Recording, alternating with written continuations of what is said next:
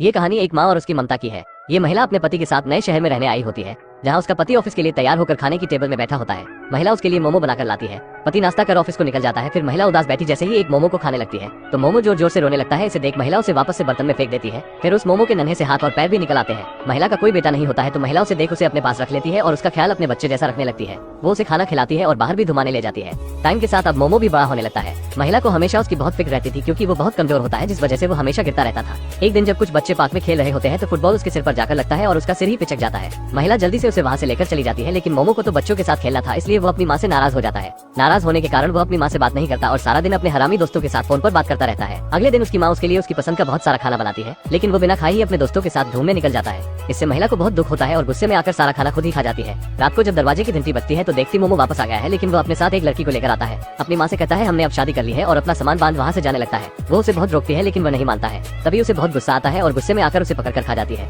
जब उसे एहसास होता है कि उसने बेटे जैसे मोमो को खा लिया है तो बहुत दुखी होती है और रोने लगती है। इसी तरह कई दिनों तक उसे रोता देख उसका पति उससे कारण पूछता है, लेकिन वो कुछ नहीं कहती है। एक सुबह जब महिला की आंख खुलती है तो देखती है उसके दरवाजे पर मोमो खड़ा है।